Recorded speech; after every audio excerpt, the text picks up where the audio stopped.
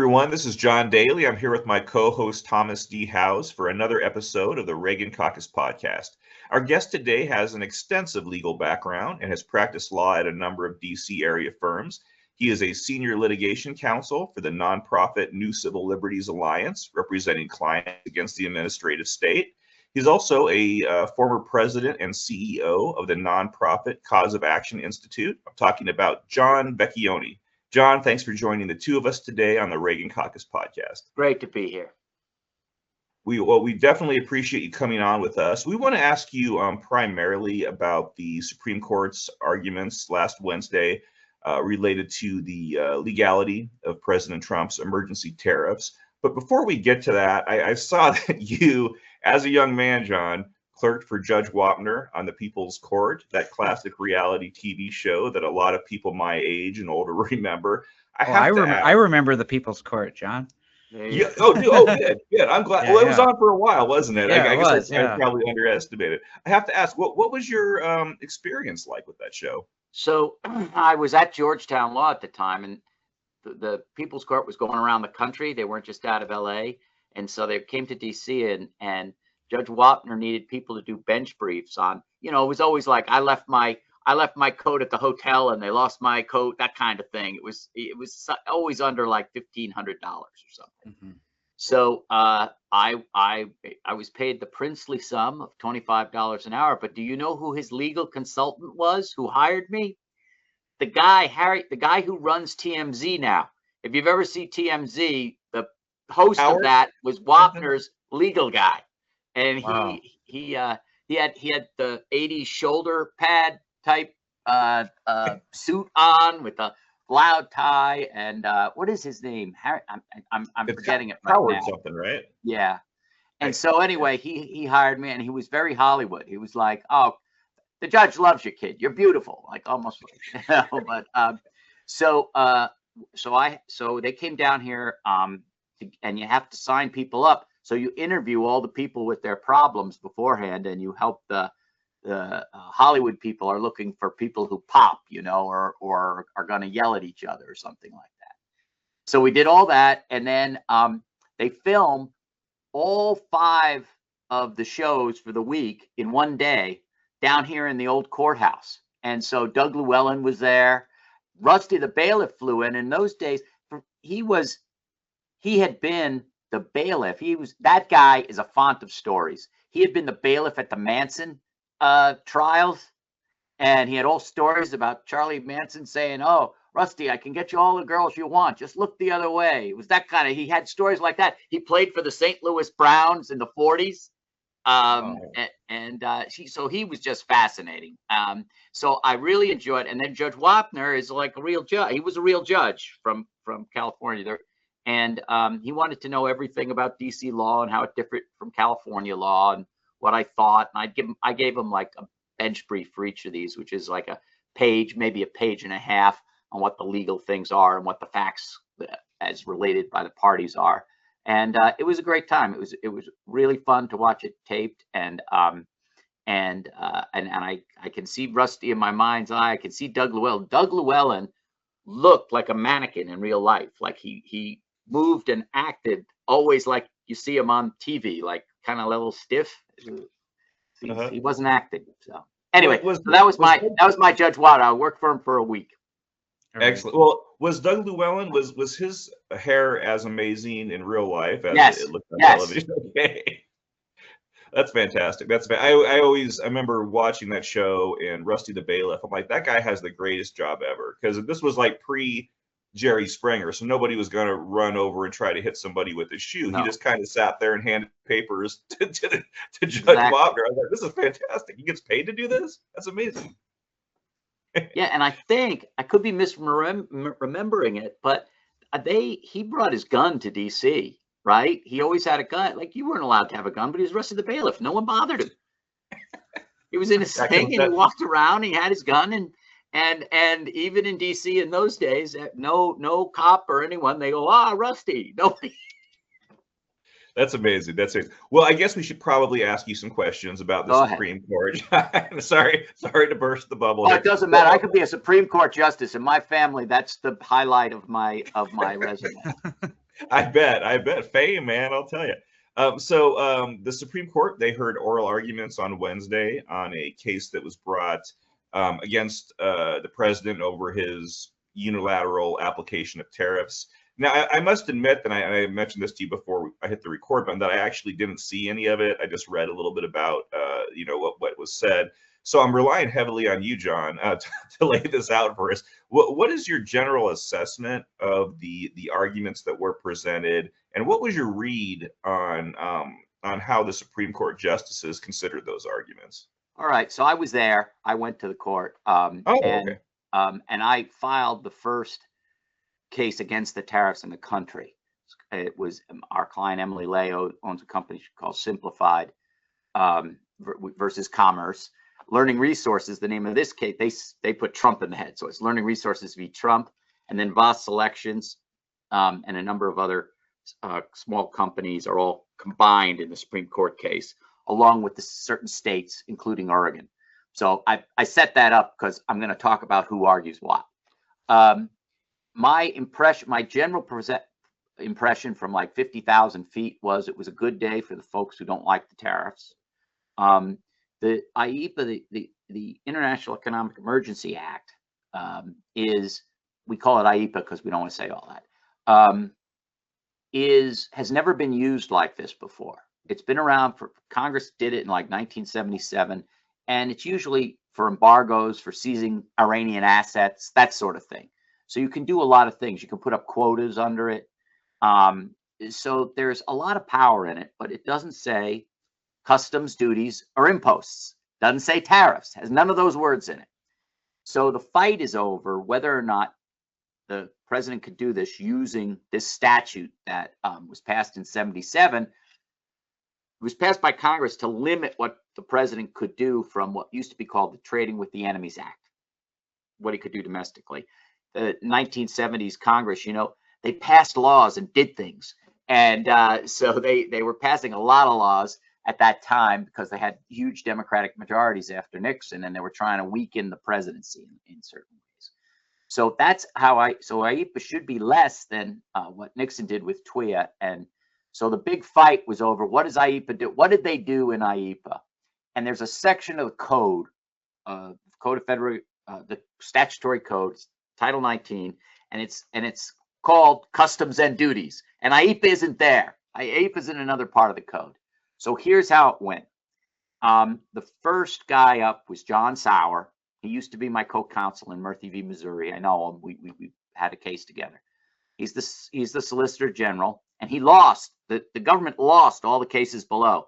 They lost a case in the district court. That was Learning Resources. They lost a case both in the Court of International Trade and its appellate court, which is the Federal Circuit.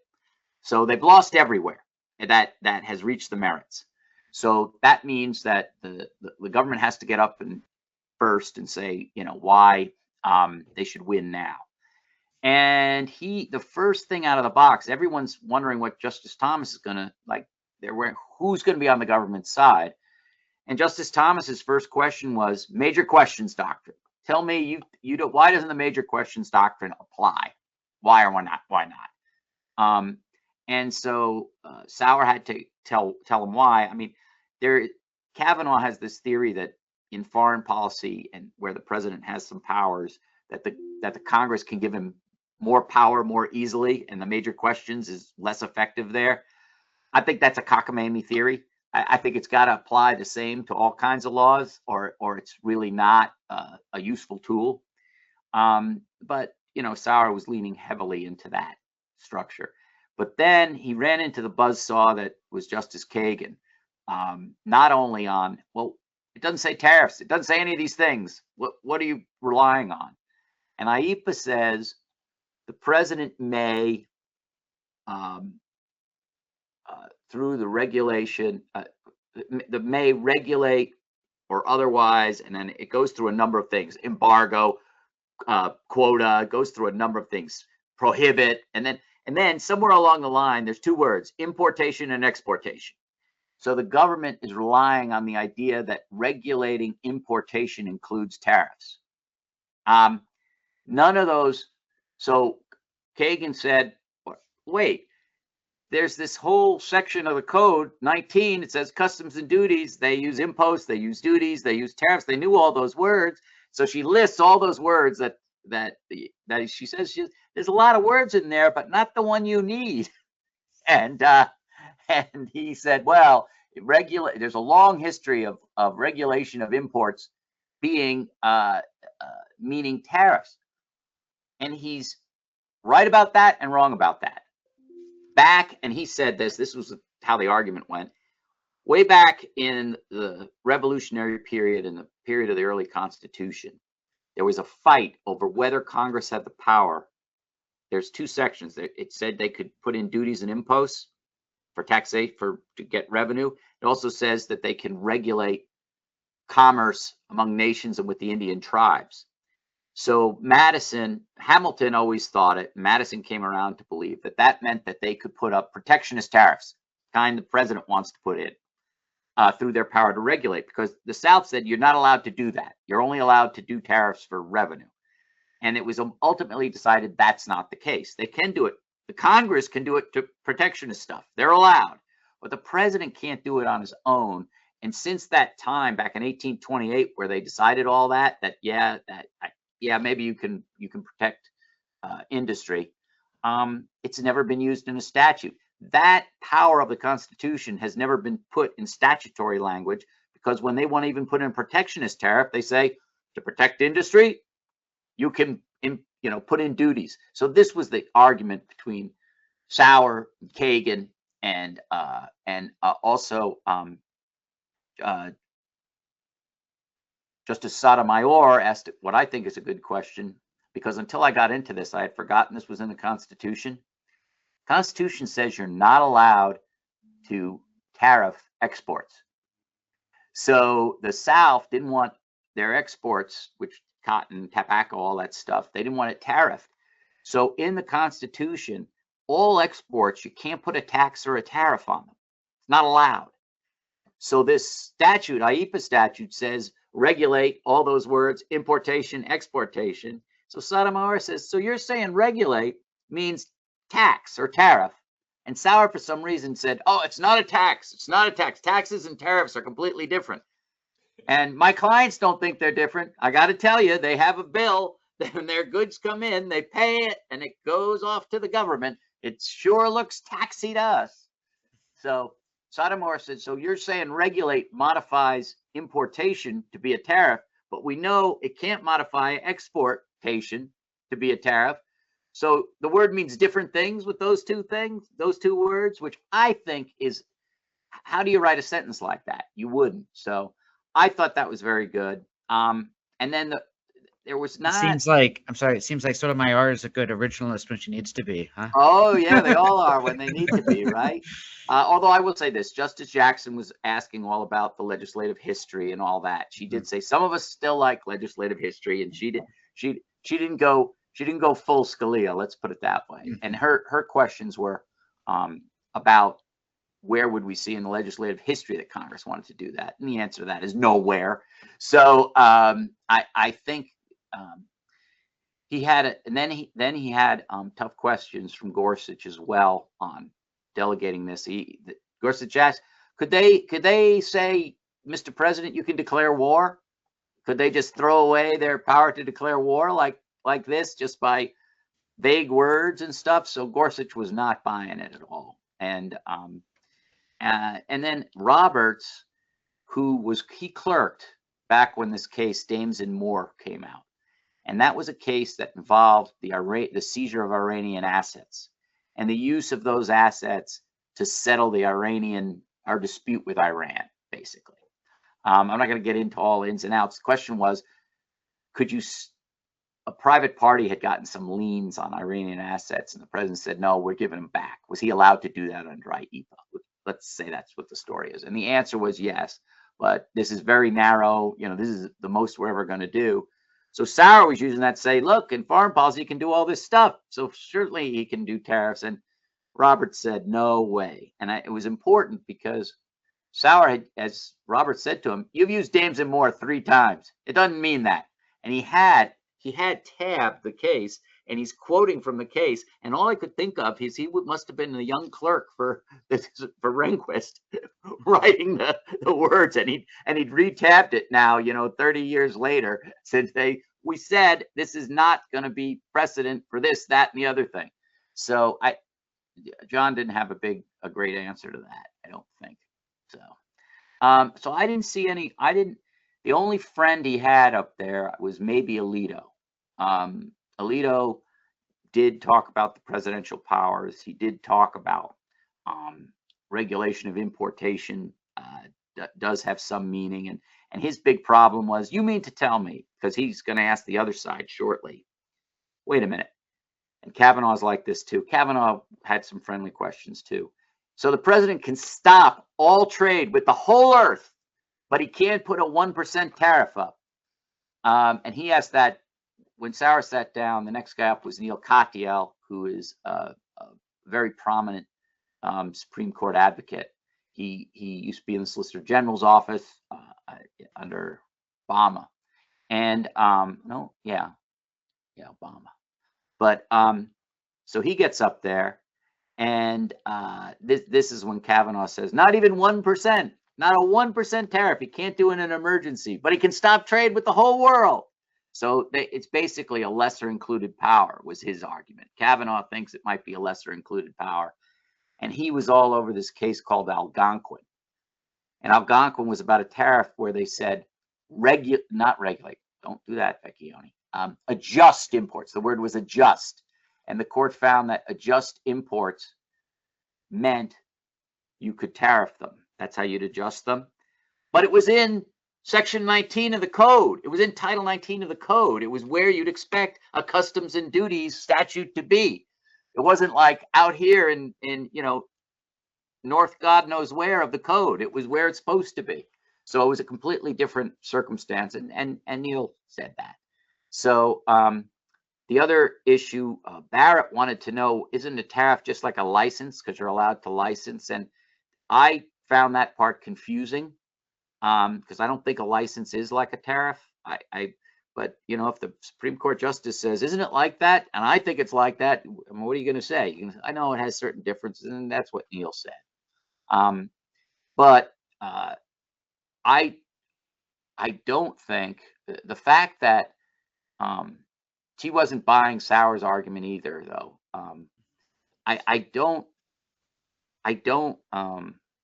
know really this whole licensing issue came up. Three things came up that I didn't expect. It never happened before.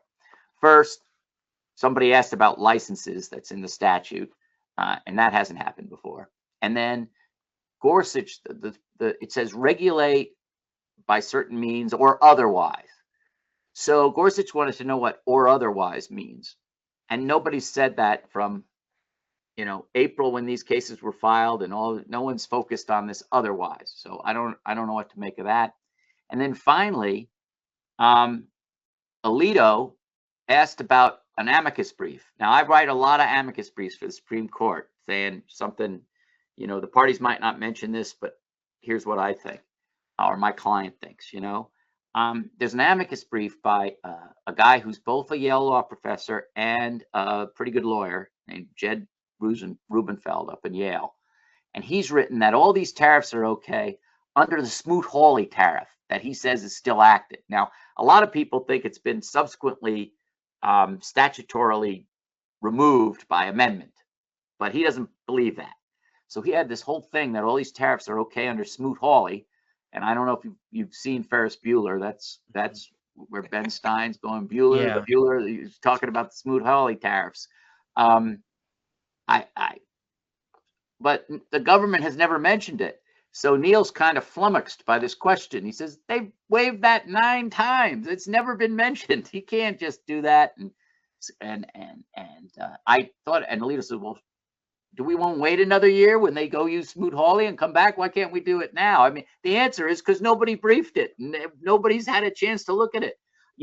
We always say the Supreme Court likes to have cases percolate through the various circuits and get all their views. That's called percolation. And not only have that question not percolated, they haven't taken the coffee out of the can on Smoot-Hawley. So I was like, I felt for Neil. And the last guy to get up was Ben Gutman from the Solicitor General of Oregon, and he was very good. I thought, in his manner. I think it was his first argument there, and he wasn't as prick. Neil and John had some like quick back and forths with the justices that were, a little more animated than Ben did. I thought he got along with them better, is what I think. But he really brought up that if regulation of imports can mean tariffs, you're going to see a lot. You know how many times regulate's used in the code? I mean, there's presidents who are going to be using that kind of language for a lot of things. So to sum up, I think, I've always thought that the challengers, I call them the challengers because this got to the Supreme Court in an odd way. Learning Resources, represented by Aaron Fox, by Pratik Shah, as soon as they filed their case, I think it was before they even got a district court opinion, they petitioned for cert before judgment, which is like way back. That's why their name's there, because it's the first filed. And the court just sat on it until the government also lost the Federal Circuit case. And so the petitioner is the government and Learning Resources. So they're both petitioners. So we can't use that language. That's why I call them challengers. So the challengers, I think, are in good shape. I thought they should win 9-0. I still think they should win 9-0 because regulate doesn't mean tax. It just doesn't. So, but I'm looking now at like a 7-2. It looks to me they'll win. I don't think that the power that's claimed here is so great that I don't think it can bear the weight of the Solicitor General's argument. But who knows? I do think also I had thought that this would just be a statutory interpretation. Words mean things, they don't mean other things, right? I don't need any fancy idea to know that regulate imports doesn't mean tariffs when they've used tariffs in all these other statutes and they know how to use it. They know the words. They've known the words for 250 years. We put in our amicus brief this case, The Conquest, which is about Vanderbilt's yacht. He wants to get it in tax-free, and he says, oh, this isn't a tariff or a tax, and this was the question. And in the case called The Conquest, the court lays out that the first thing under the Constitution that Congress did was swear themselves in. And the next two things they did was pass tariff bills, right? And they used imposed duties. They always have known how to pass a tariff bill and what words to use, and they didn't use it. They use imposed duties, tariffs, that kind of thing, exactions, anything like that. So I thought that was straight, but a lot of people want to talk major questions doctrine, that this is too big, trillions and trillions of taxes. You got to be clearer about it. So major question, that's a major question Congress has to be clear about. And non-delegation, that's Gorsuch's idea. Look, they can't let the president declare war, right? So this is too much delegation. I don't think they have to go there, but they certainly seem to be some kind of appetite for it. And the last thing was, what's the jurisdiction? Jurisdiction's a boring question for non-lawyers, but I liked it. It never came up because the government wants to be in the Court of International Trade. They say this is a tariff case, but we say that since AIPA isn't a tariff statute, you can't go there. Only tariff statutes go to the Court of International Trade, so you can just sue in district court. They're going to have to decide that, but they didn't ask one question about it, so I'm sitting around. And I'll leave you with, I think that John Sauer left the best argument he had that Congress meant to give president tariff power under the statute. This statute was in 1977, Your Honors. Congress could never imagine a president would use this power they gave him so irresponsibly. So that would be the argument that he could not make on why Congress might have given him this power back then. But I don't believe that, and I don't think that they did. So I think it'll be a good day for the challengers when this comes out. That's some terrific insight. Go ahead, Thomas. I was going to throw it over to you. Oh yeah. So I wasn't able to watch, but I followed the sort of live tweet of Phil Magnus had a live tweet thing on Yes, I had Twitter. dinner with Phil that night. Oh yeah, dinner, Phil. Oh, very good, very good. Yeah, and he said one thing that stood out to me was the administration's lawyer. Apparently, they asked him, could a future president declare a climate emergency and use the statute in the same way And to tariff all gas-powered cars. it's a tariff all gas powered cars, and they had to admit yes they could, Ron right? said, sure. Which maybe the administration's the supporters, the base might not like that implication, right? And the second thing was they tried to downplay this as a source of revenue building, right? Yeah. Government This is revenue all building. revenue. That's he said that was just incidental. The $4 trillion that they're claiming in revenue, it's an incidental $4 trillion. It's not the Yeah. real meaning of this. It's incidental to redoing our industrial base. I mean, he went on and on about how our hollowed out industrial base is going to be revivified, and then at the end, I forgot. This is good. At the end, he said it would be great if nobody paid $1 in tariff, because then everything would have come back to the United States. And I guess in this, we'd all be buying in this autarkic system that they had set up. All Americans will have changed their purchasing habits. I guess we're going to find a way. Maybe we'll make coffee in greenhouses or bananas. We'll just have a whole country greenhouse so we can get fruit in the winter or something. I mean, look, he did say like North Korea.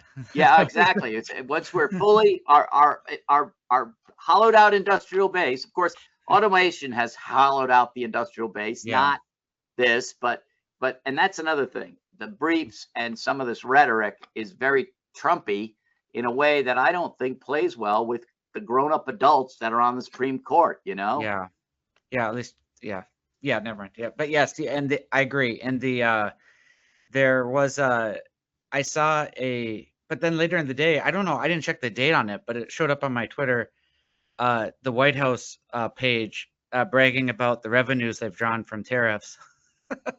Yeah, the revenues and then the deals. That was one point he did have. And Kavanaugh bought this. He said, well, we are getting agreements through the tariffs, have been very effective in getting agreements. I don't know that that's true, but yeah, I don't buy that at all, because that's their push. We're not in a better place than we were before. Yeah. I mean, it doesn't. I mean, also just. I'm sorry that if you believe the whole balance of trade nonsense, which Adam Smith refuted 250 years ago, but we're not in a better shape with the deals now than we were before. Well, apparently it's these investments that he's always said that these countries are going to invest in us 600 trillion, whatever the numbers are. They're all very fairy numbers, but I do think that it's all ridiculous. But I will say this: the government will win in this way. They are not going to say the president can't declare emergencies and they can second guess emergencies. My friend Ilya Soman is one of the lawyers for Voss Elections, and he really wants them to get to that question.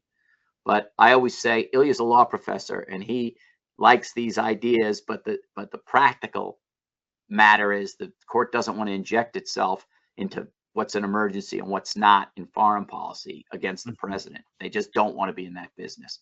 So I too, like, you wake me up at 3 a.m, ask me if there's an emergency because of the trade balance or even because of fentanyl, and I'm going to say no, right? I don't believe that. And I certainly believe if that was the case, he could go to Congress and get what he needed for this emergency. And this emergency's been going on suddenly. Since he got into office, we have a trade deficit. I argued about it in debate class in high school. That was one of our topics, was the huge trade deficits we were running in 1983, for God's sake, 82, 81. Geez. So I don't buy it, but they're not going to say boo about it. Well, do you think they could avoid it by just saying, like, well, we generally defer to the executive with emergency, but it has to be a plausible claim? No. I think they'll completely defer. They'll say these. Niels, he didn't say this, but whenever they said, does IEPA allow this? What about this kind of emergency? And had 1,000 different kinds of emergency. Mhm. And he couldn't even put 1% tariff on it. And Neil kept saying no, and he had to, and he was right. The way I've put this is, if it's Red Dawn and the communists are invading through Texas and they're coming up, they're all over the country and we're fighting them tooth and claw, the president can embargo them. He can seize their assets. He can do whatever he wants to take their stuff, but he can't tax Americans because the communists are coming across the border under IEPA. It's just not allowed. It's not a thing in the statute. Mm-hmm. Okay. I'm just wondering. So do you think, is there some possibility that they see this as an opportunity to give more teeth then to non-delegation, or do you think that they don't even have to go far with that, so that they should just leave it alone?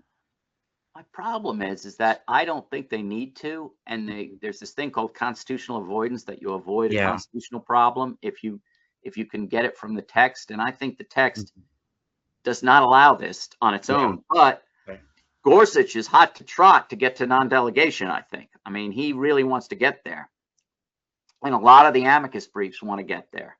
Mm-hmm. I have felt it's a bad vehicle, but I may be wrong. I may be way wrong, because there's a lot more people talking about non-delegation in this case than I've seen in a lot of cases. I mean, I'm just I'm a little flummoxed, and I watched this with Alan Morrison, who's a very well-known brief writer of Morrison and Olson. Like he's a big Supreme Court advocate as well himself.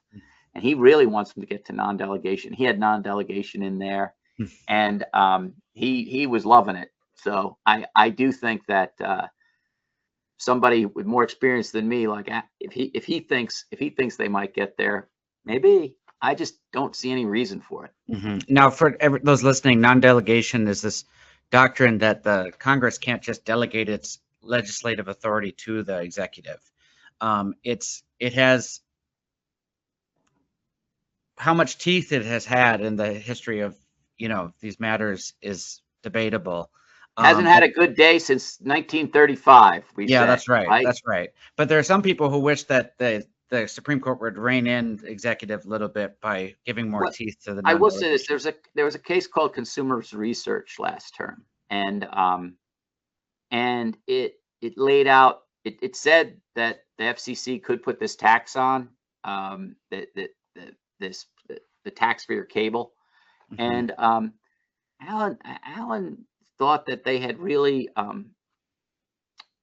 provided a structure for a real non-delegation doctrine in that case, even though the challengers lost. So maybe I just don't see it as a vehicle. I just don't. But I'm telling you, there are a lot of people who are real smart guys and read a lot of this stuff who do think it is. So I could be very wrong. I'm not putting any bets on the betting markets on this question. Yeah, it seems more likely that one or two of the concurrent opinions will try to slip something in, but to give momentum to the idea for some later case or something. And there's one other case that came up quite a bit, and it was in our brief, and I've always thought it was good. So this law was passed in 1977. In 1982, the court decided a case called Chadha versus INS, and the way Congress has controlled the executive for a long time, since the beginning of the progressive era, since like the 20s and 30s, is they've put in a legislative veto. One or both houses could say that regulation's no good and vote down without the president being able to veto. In Chadha v. INS, they said that's no good. That legislative veto, you can't have that. Everything you do in Congress has to be signed by the president in order to take effect. Well, what does that mean? It means Congress needs a supermajority in all these statutes in order to do anything. And as the justices said, I think both Barrett and Gorsuch said, you need supermajorities to overrule the president. If we do it your way, then all these statutes will always give power to the president, and Congress can never take back its power. And we put in our brief that the way statutes have to be interpreted after Chadha is not to maximize the power given to the president. Like in the old days, it might have been okay because Congress could fix it by majority vote. They can't do that anymore because you need bicameralism and presentment, they call it. Two houses and then present it to the president. That being the case, they shouldn't be interpreting these statutes broadly. They've got to interpret them narrowly, or you're going to upset the balance between Article 1 and Article 2 of the Constitution. Now, is there any momentum? Oh, sorry. And that came up quite a bit. I mean, the justices were talking about it. Mm-hmm. Is there any momentum to overturn that case in 82? Or there are a lot of lawyers I know who would like to get rid of it, but I don't see any appetite in an originalist court that believes in the structure of the Constitution. They believe in. I don't see any appetite in the court to overrule Chiata, and I don't see anyone asking for a constitutional amendment. But okay, I think it's here to stay. But I do know there are lawyers who want to challenge it. I just don't know how successful that would be. Mm-hmm. Sorry, John. I do have one. So this is sort of, I suspect it's probably a silly question, John, but and I want to preface it by saying that I don't take Bill O'Reilly all that seriously these days. But his videos, killing the Constitution. Yes, his videos sometimes pop up in my Instagram feed. And the other day, I sort of wrote it down, knowing we were going to talk to you. But he was telling this must have been on News Nation because he was talking to Chris Cuomo. But O'Reilly said, really in no uncertain terms, that the Supreme Court was going to have to rule in favor of Trump, and that they have no other choice but to rule in favor of him because of the Trade Act of 1974, which is different than the International Economic Powers Act of 1977. What do you understand that position at all? Do you know about that? I mean, yeah, I think that law weakens the argument, because what they did is they passed that law for balance to fix the problem Nixon was trying to fix when he had a real emergency. Okay, the tricky one had a real emergency. We went off the gold standard. Our gold reserves were dropping like a stone because of our trade situation. So he was trying to freeze this and fix that problem real fast. And he only kept it in for 5-6 months, something like that. And it was only like 15%. It was kind of measured. I still think he wasn't allowed to do it, but Congress ratified it by passing that law. And they said, well, when you have these trade imbalances, you can do this, that, or the other thing. Basically what Nixon did. They said, okay, you can do that now. But that shows that he couldn't do it under the other statute. You see what I'm saying? He couldn't do it under Trading with the Enemies Act. So and it's not unlimited. The main thing about all these tariff laws is Congress always puts in a limit. You can't go above this schedule. You can't go below this schedule. You can't last more than 6 months. It says things like that. It doesn't just go, oh, wait a minute. They've sent a hostile ad quoting Reagan into our country. 100% tariffs. Mm-hmm. That isn't allowed in any of these tariff statutes. Excellent. Well, I appreciate you. I felt it didn't feel right, so I wanted to run that by you. Tom, did you have anything else you wanted to ask? Yeah. So for those listening that are concerned about the tariffs, because the tariffs kind of suck, how long will it take for the Supreme Court to have their judgment on this? I thought it would take till early February. Early February. Get it. But a lot of people there thought late December, early January. A lot of people whose judgment on this I respect, who were in court, thinks that particularly with Alito's question, are we just going to let these tariffs pile up? Like they may do this very, very quickly for them. I mean, it takes to write a Supreme Court opinion with all these differing opinions, because it's obvious that some of them think plain textualism will get rid of it. Others are major questionites, and others are non-delegationers. So they gotta come to an answer together that they all agree on, or a majority agrees on. At least a majority at least a majority judgment. What? They at least need a majority judgment. They don't necessarily. Yes, that is correct. So it would be awful if there wasn't a real opinion. If there's not a majority opinion, you're going to see it's going to be a very sad day in my household, because that means that IEPA is still sitting around in some way, but I think early January we could get it quick. Okay. And what do you think then, what with the administration's response will be, what will that mean for tariffs going forward? So then they're going to they can't do this, but they will obviously use all that Title 19 I was telling you about. It allows them to do lots of things. I mean, everyone's always fooling with steel and aluminum, right? All the presidents declare that, we have a terrible crisis in steel and aluminum, and then they tariff that all the time. I mean, and then it ends up killing traders more like jobs than Bush. I mean, everyone's done that. So Yeah. that will continue. But Trump used it for furniture. We had a furniture crisis apparently. So the furniture crisis is now being addressed. And all the staterooms on our battleships will be pointed with American sofas, I guess. I don't know.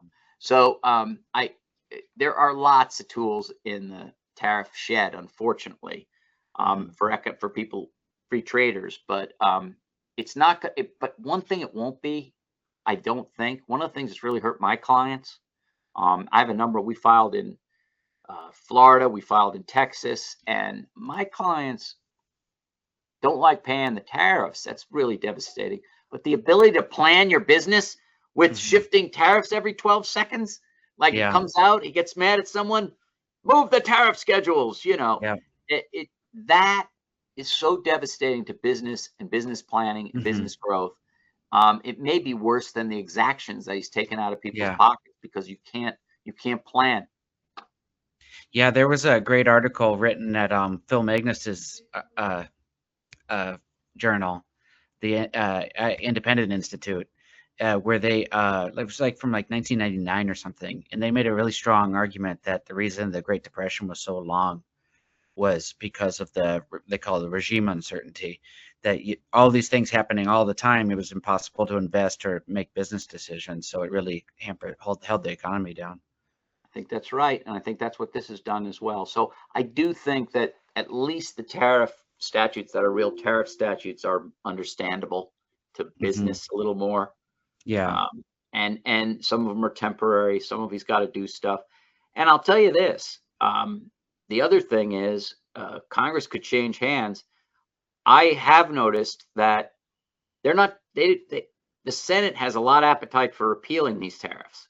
The Senate does. The House isn't taking any votes. If they go, I don't think that the Republicans or the Democrats love tariffs as much as the president does. Yeah, that's right. So you may see some congressional action pulling this stuff back that's bipartisan, particularly if we go into a recession. Yeah. Oh, I hope so. So I've heard some people, John, and we don't want to keep you too much longer because you've already been very, very charitable with your time. Is it true that if the Supreme Court does rule against Trump, whether it's in December or January or whatever, does the government give back the money they've collected from tariffs, or how does that work? So this is why this is in the Court of International Trade. Under current law, you do what's called a protest of tariffs, and you file a case that you've paid tariffs improperly. The government made you there's different tariffs on different things. Like let's say there's a tariff on nuts and a tariff on bolts, and the tariff on nuts is lower and bolts is higher. Well, they said that your nut was a bolt, and they tariffed you over it, and you say no, it's a bolt. Look, this is a bolt. They have to give you back the money. The problem is there's been so many billions that the CIT is going to become the busiest court in the country. And as Barrett said, it's going to be a mess, isn't it, Mr. I think it was Katyal. I think it was Neil. So it's going to be, and he said, oh, they can do this, they can do that. And then she just said, a mess. But that's no reason not to rule for the challengers, because the government illegally took all this money, and you don't go, oh, it'll be a mess, so I'll let the thief keep the money and the injured people. Well, it'd be a mess if I made you whole, it would be a real mess and tie up the court. So sorry, that's not going to be the answer. In fact, that would be very bad if they didn't. Very bad. Yes. Yes. It has moral hazard there, I think. Yeah. Interesting. Well, did you have anything else you wanted to add, Thomas? No, I don't think so. I just want to make sure, because that everything is clear to the audience, that there wasn't that we have all the implications there, and I think that's right. And those other tariffs you said that the administration can do are relatively dispersed and minor that don't affect the whole economy in the same way that they could be broad. I will say this: there are on the steel tariffs under these tariff laws, people have tried non-delegation because they do send so much tariff power. So far, the court hasn't taken those cases. Okay. So there are real non-delegation problems in there because all those cases have Congress meant to delegate. Okay, everyone knows they meant to do it. Yeah. So the only question is, can they? So there will be some attacks on the tariff on non-delegation grounds. I just don't know how effective they'll be. Yeah. But they could be bad tariffs. I'm not saying there won't be bad heavy tariffing. I'm just saying you can read the law and at least know where the limits are. Like, I don't think you're allowed to put 100% caps on them. I don't know enough about it though, because I'm not a trade lawyer. Yeah. So I do constitutional administrative law, and I have not. I only joined the CIT for this case, right? Yeah. So in any event, I do think that there is going to be some. I think we're going to see still bad tariffs, but they'll be lawful. Okay. And then one other good result of this, if they strike these tariffs down, and if they do get the major questions doctrine, that will mean that Kagan and Sotomayor and Jackson will have to have okayed the major questions doctrine, which is a good thing, and they will have. It'll be it will not be the 6-3 of the 6 Republican appointees and the 3 Democratic. There's going to be a cross thing, and it will have struck down a major initiative of a Republican administration. And I think there's a lot of hurt feelings and smarting on the Democratic side that all this Biden stuff was struck down using that. And if the other guy's ox gets scored, I think it's good for the rule of law. Yeah, no, I think so too. And then hopefully with the major questions issue and possibly non-delegation, the weakening of the sort of administrative states' sort of discretion, will hopefully then the left justices will feel some duty to be consistent with that going forward. Then I suppose. And that's near and dear. That feather behind me is the feather you get in court when you're counsel of record at a Supreme Court. That was Relentless v. Commerce that got rid of Chevron deference, and I was the counsel on that. And so that's what's behind me. So it's near and dear to my heart when the administrative state gets a little less liberty to screw with people with no congressional action. All right. Hey, congratulations on that, by the way. That was a big win. Thank you. Well, John, this has been great. This has been fantastic insight. We really appreciate you coming on and talking to us about this, and coming on the Reagan Caucus podcast. We'd love to have you back on sometime if you're interested. I'm always interested, and I follow a lot of cases, and not just trade. We mainly do administrative law here, but that touches every part of American life. So there might be something interesting. I won't come on to discuss jurisdiction though. I don't think your listeners want to hear that, but if there's some other topic that's affecting everyone, I'm happy to come on. It's been a real pleasure. Excellent. Well, thank you. We appreciate that. And I also want to thank everybody else who's watching this, who tuned in today. If you watch today's episode on YouTube, as always, make sure and like the video, subscribe to our channel, tell your friends about it. Same goes for Spotify and Apple Podcasts. And we will see you all next time on the Reagan Caucus podcast.